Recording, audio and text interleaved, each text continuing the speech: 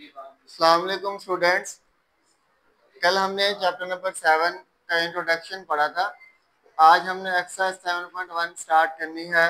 Introduction में हम कुछ कोऑर्डिनेट्स हमने पढ़े थे और उसके अलावा थोड़ा बहुत मैंने आपको बताया था कि एक्स प्लेन क्या होता है, वाई प्लेन क्या होता है और एक्स को क्या कहते हैं और एब्सीसा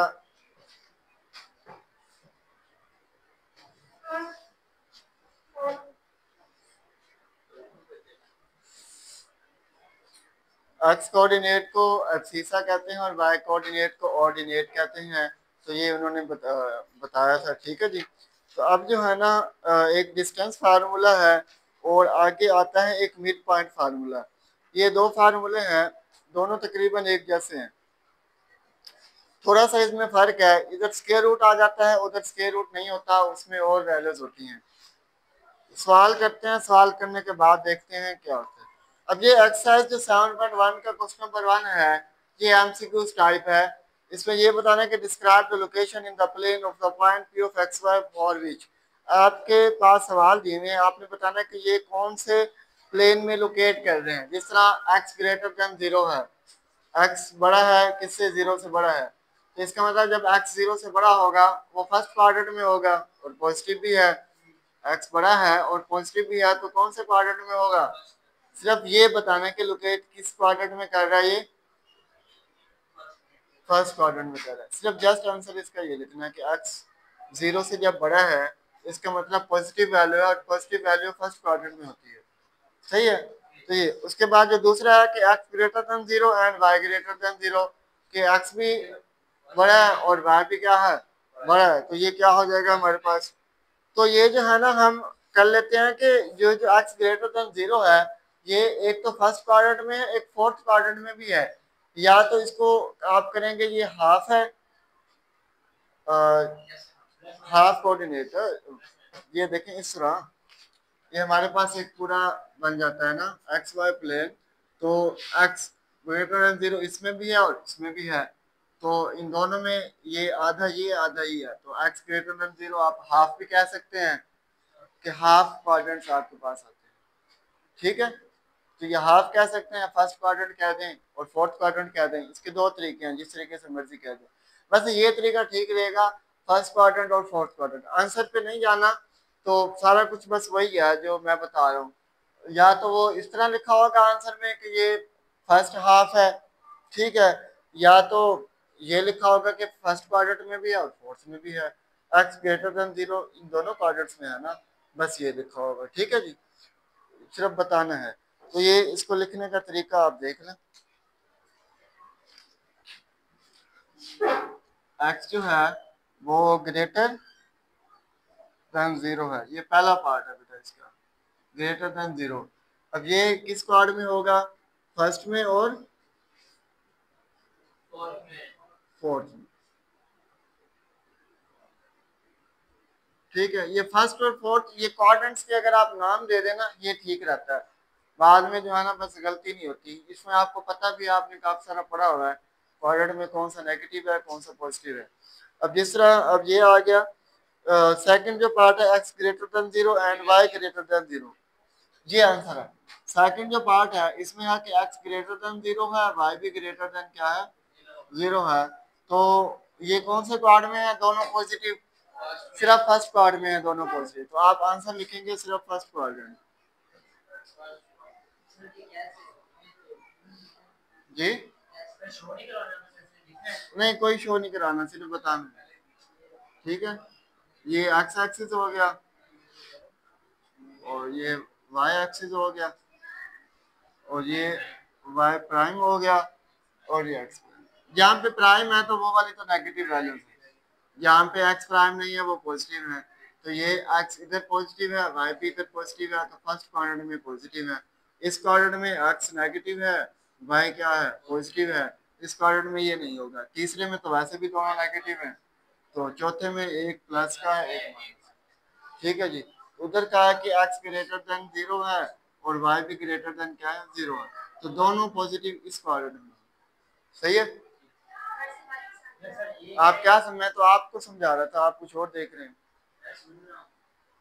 सुनने की बात और होती है, देखने की और होती है।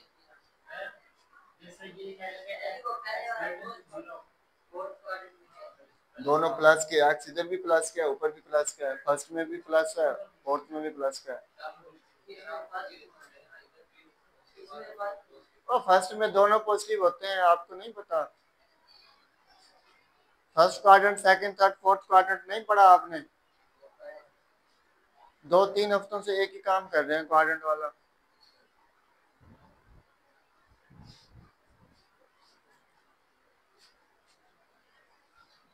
अब जो तीसरा है, इसमें बताना है x इज इक्वल टू 0 है। अब x 0 किस पे होगा?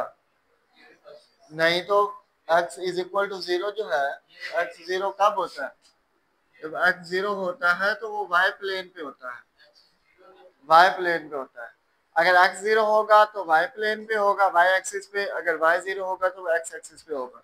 देखना, अगर हम पहले सवाल करते थे put x is equal to 0 तो y की वैल्यू कोई और आ जाती थी हमारे पास। अगर हम y इज इक्वल टू 0 करते तो x की वैल्यू कोई और आ जाती। तो इसका मतलब अगर y 0 होगा तो x पे आएगा, अगर x 0 होगा तो किस पे आएगा? y पे आएगा। अब ये जो थर्ड क्वेश्चन है, इसमें आपने क्या करना है कि x is equal to 0, third x is equal to 0 है। इसका जो आप आंसर लिखेंगे वो क्या लिखेंगे? y एक्सिस पे आइए। हाँ जी। अब आगे y इज इक्वल टू 0 है, ये किस पे है? अब पांचवा जो पार्ट है, x ग्रेटर देन 0 है और y लेस देन 0, मतलब x जो है वो पॉजिटिव है, y नेगेटिव है। अब x पॉजिटिव, x ठीक है, फोर्थ क्वाड्रेंट। बस ये बताना, x पॉजिटिव इधर है, y नेगेटिव। बस आसान से है, कुछ भी नहीं है। x is equal to y है तो x भी 0 है, y भी 0 है। अगर आप ये कर लें तो ये ओरिजिन पे होते हैं, दोनों पॉइंट्स एक जैसे ओरिजिन पे जाके मिलते हैं। अगर x is equal to y है ना, कहीं भी इक्वल नहीं हो सकते, ये तब इक्वल होंगे जब ओरिजिन पे आएंगे। ओरिजिन पे दोनों पॉइंट्स 0-0 हो जाते हैं। ठीक है जी, तो ये ओरिजिन पे आप आंसर लिख लेंगे। हाँ जी।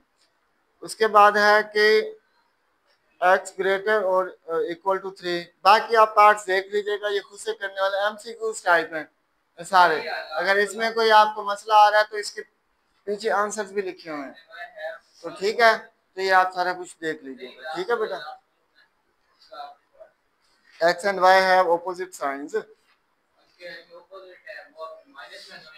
दोनों ऑपोजिट हैं तो आपस में मीट तो कर रहे हैं ना, इनका सेम नंबर ऑफ प्लेन होगा। x,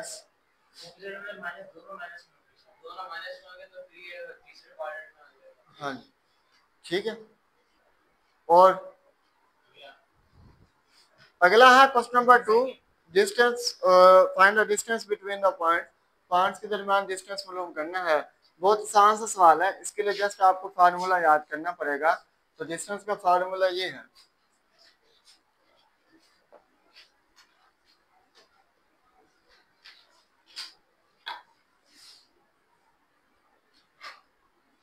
मैं अलहदा लिख देता हूँ, बाद में जो है ना फिर हम साथ लिखते रहेंगे। डिस्टेंस का फार्मूला ये है, ये x2 माइनस x1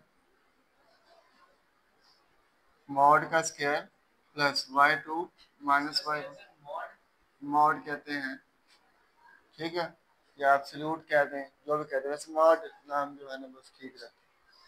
ये फार्मूला है, ये आपने याद करना है, ठीक है। ये डिस्टेंस का फार्मूला है। और एक बात याद रखना है, जो डिस्टेंस होता है ना वो ऑलवेज पॉजिटिव आता है। तो ऑलवेज पॉजिटिव कब आएगा? जब आपके अंदर जब स्क्वायर रूट के अंदर वैल्यू पॉजिटिव होगी, ठीक है, तो फिर डिस्टेंस पॉजिटिव हमेशा क्या आता है? डिस्टेंस पॉजिटिव होता है। ये तो नहीं कहेंगे ना कि मैंने जो है ना -4 किलोमीटर सफर किया, आप ये कहेंगे कि मैंने 4 किलोमीटर सफर किया, ठीक है जी। तो ये नहीं कहेंगे मैं उल्टे पाँव गया हूँ घर, तो ये कहेंगे ना कि मैं सीधा घर गया हूँ, ठीक है जी। तो ये डिस्टेंस जो होता है ना हमेशा पॉजिटिव में आता है, ठीक है, नेगेटिव में नहीं होता। तो ये क्वेश्चन नंबर 2 का आप मुझे सवाल बता दें। महानूर, समझ आ रही है? सर आज ही तो आ रही है।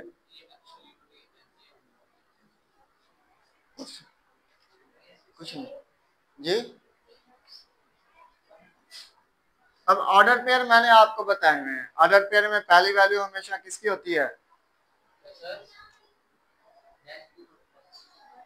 हाँ? पहली वैल्यू हमेशा एक्स की होती है, दूसरी वैल्यू वाई की होती है। ऑर्डर पेयर में पहली वैल्यू हमेशा एक्स की, दूसरी वाई की। अगर ऑर्डर पेयर दो आ जाए तो क्या होगा?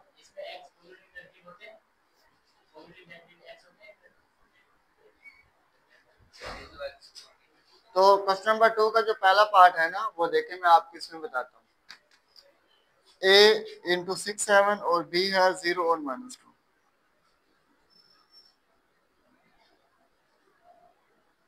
और बी है 0 और -2।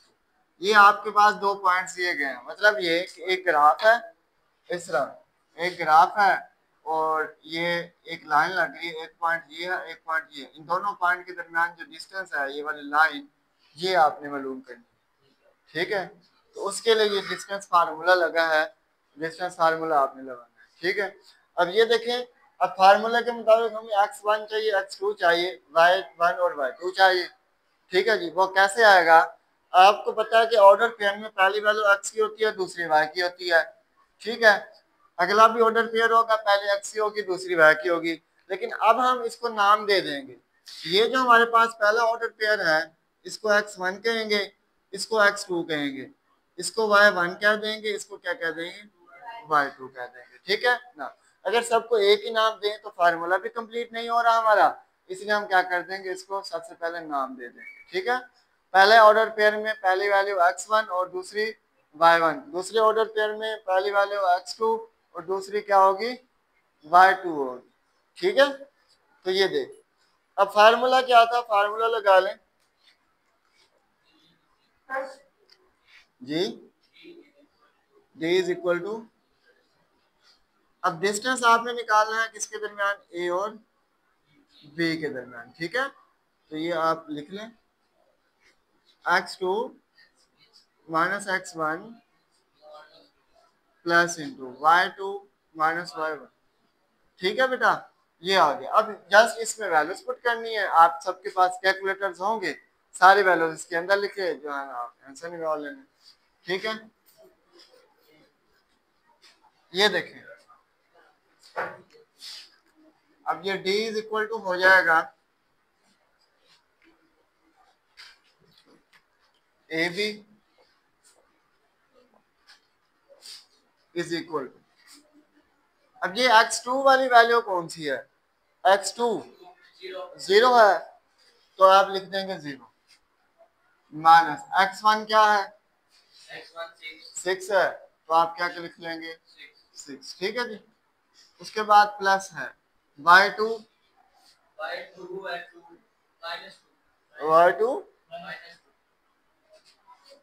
-2, फिर y1 क्या है? -7 आ जाएगा, ठीक है? इज इक्वल टू, अब ये हो जाएगा 0 -6 कितना होता है? फार्मूले के मुताबिक दरमियान में -6, ये -6 का आप स्केयर ले लें, और उसके बाद -2 -7 माइनस का 9 का स्केयर। अच्छा, अब अक्सर बच्चे क्या करते हैं, ये जो ऊपर स्केयर लिखे हुए हैं, डायरेक्ट स्केयर स्केयर रूट से काट देते हैं, और नीचे आंसर में दोबारा -6 -9 आ जाता है। जब -6 -9 करेंगे तो माइनस का 15 बनेगा। डिस्टेंस तो आता ही नहीं है नेगेटिव, डिस्टेंस क्या आता है? पॉजिटिव आता है। तो पहला काम क्या करना है, सबसे पहले इनके स्केयर्स लेने। अगर पॉजिटिव भी वैल्यू आ गई तब भी आपने स्केयर, इस तरह कि अगर अंडर रूट आ गया 5 का स्केयर, ठीक है, तो आपने सबसे पहले इसका स्केयर लेना है 25, फिर जाके इसका स्केयर रूट लेना है 5 का स्केयर, फिर जाके इसको कैंसिल करना है, डायरेक्ट कैंसिल नहीं करना, ठीक है?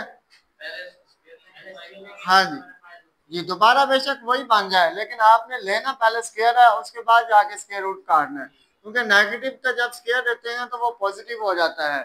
पॉजिटिव होने के बाद दोबारा जाके अगर आप बैलेंस को काटना चाहें तो कट जाती है। तो देखिए, आप अगर 6 का स्केयर लेंगे तो ये हो जाएगा 36, उसके बाद हो जाएगा प्लस 9 9 तक क्या होगा? 81 हो जाएगा।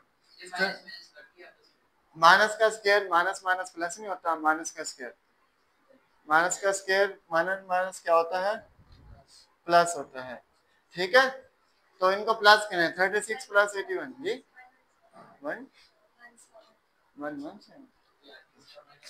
तो ये आ जाएगा बेटा 117। इसका स्क्वायर रूट आता है तो ठीक है, नहीं आता तो बस रहने दे। 3√13 आता है। चलें, ये आप कर लें, ए बी के दरमियान जो डिस्टेंस था वो 3√13, ये इसका आंसर है बेटा, ठीक है। डिस्टेंस बहुत आसान है अगर आपको फार्मूला आता है तो, ठीक है।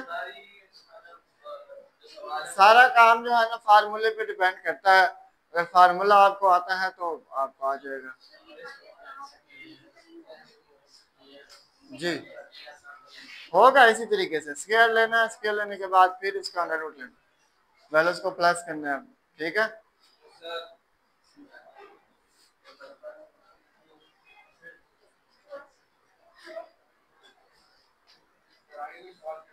ये करवाने के बाद जी अगला कोई सवाल आप करवाना चाहेंगे मुझसे? ये है ही 4, इसमें मुश्किल है, ये बहुत आसान, चलें अच्छी बात है। फोर्थ पार्ट देखेंगे, ये है जी हमारे पास फोर्थ पार्ट।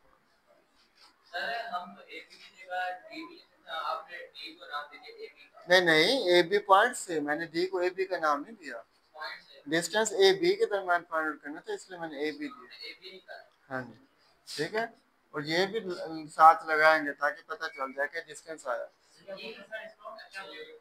एब्सोल्यूट कहते हैं और मॉड कहते हैं, मॉड कह देते हैं, एक्सेप्ट मॉड पढ़ा जाता है।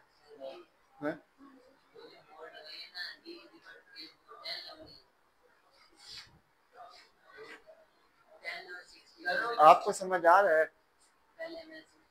चले, आप समझ आ गया ना? अच्छा फोर्थ पार्ट बेटा बता दें, ए पी है -8 -7 और हमारे पास क्यू है 0 और 0। डिस्टेंस फार्मूला ये हो जाएगा x1, ये क्या हो जाएगा x2, ये हो जाएगा y1 और y2। डिस्टेंस लगा दें p और q के दरमियान, ठीक है। p और q के दरमियान करना है तो ये आ जाएगा x2 क्या है 0 माइनस, लेकिन 0 माइनस माइनस का 8 पहले से भी है, लेकिन 0 माइनस इंटू -8 करेंगे तो ये हो जाएगा 0 प्लस 8, क्योंकि माइनस माइनस प्लस हो जाएगा, ठीक है। तो इधर जी ये फार्मूले में माइनस है ना, तो माइनस माइनस प्लस हो जाएगा, ये लगा तो हुआ है।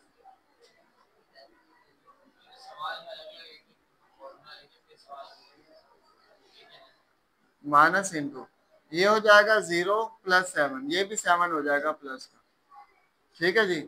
0 कहाँ से आया जी, भाई ने सवाल पूछा है 0 कहाँ से आया, ये क्या है 0?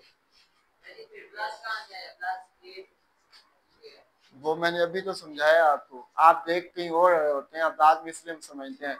मुझे आप पे गुस्सा इसलिए आता है क्योंकि आप सोच कुछ और रहे होते हैं और देख कुछ और रहे होते हैं।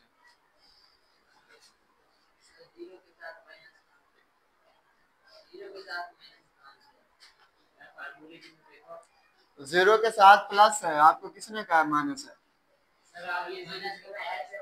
0 के बाद माइनस है, इसके बाद क्या है, तो मैंने माइनस लगा दिया।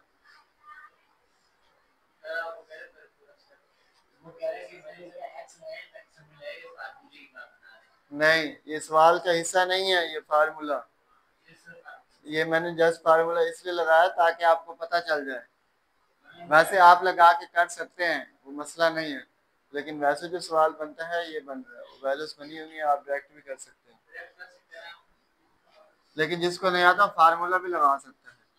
अब 0 प्लस 8 करेंगे तो 8 का स्क्वायर बन जाएगा, उसके बाद माइनस, दरमियान में प्लस आएगा, 7 का स्क्वायर हो जाएगा, ठीक है। अब 8 का स्क्वायर कितना आएगा बेटा,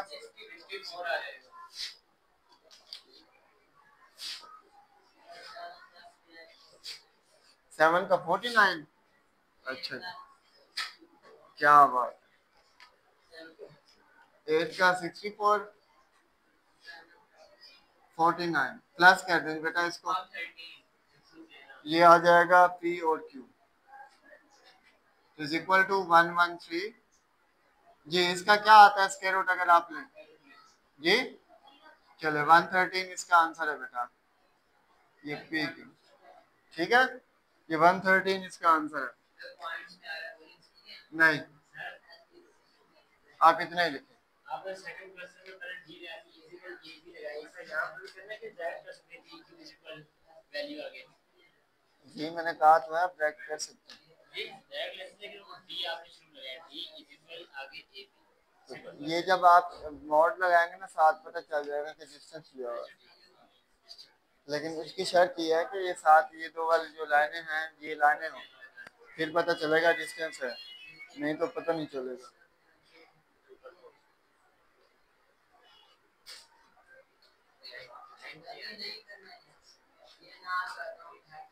मेरा अकाउंट में पैसे नहीं, उसको भी आते ही नहीं।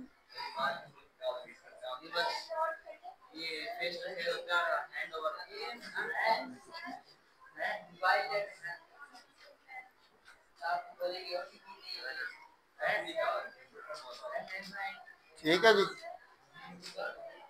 हाँ जी, क्या है इसका,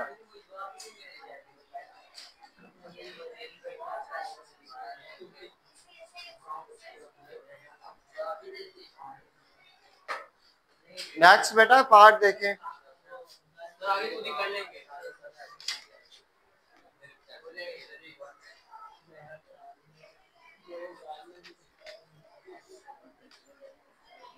आगे बेटा एक मिड पॉइंट फार्मूला है, क्वेश्चन नंबर 3। बेटा शोर ना शोर नहीं आना चाहिए।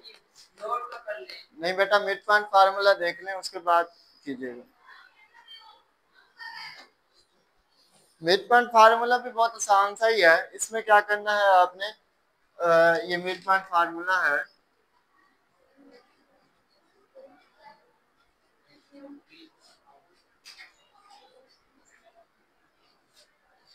मिड पॉइंट जो फार्मूला है उसमें आप ये लगाएंगे बेटा, मिड पॉइंट इनटू एक्स और वाई, एक्स और वाई एक्सिस के दरमियान मिड पॉइंट मालूम करने होते हैं, इसलिए ये हो जाएगा into x1 plus x2 divided by 2, और ये हो जाएगा y1 plus y2 divided by 2, ये मिड पॉइंट फार्मूला है, ठीक है। मेन काम आपने ये याद रखना है, x1 plus x2 divided by 2, y1 plus y2 divided by 2, ठीक है जी, ये बात आपने याद रखनी है, बहुत आसान सा, इसमें ना स्क्वायर रूट कुछ भी नहीं करना, दरमियान में भी प्लस है तो प्लस माइनस का जो है ना फर्क भी नहीं पड़ता। तो ये क्वेश्चन नंबर हमारे पास 1 और क्वेश्चन नंबर 2 जो है ना मुकम्मल हुआ। कल हम क्वेश्चन नंबर 3 से स्टार्ट करेंगे, मिड पॉइंट फार्मूला आप याद करके आएंगे। अल्लाह हाफिज।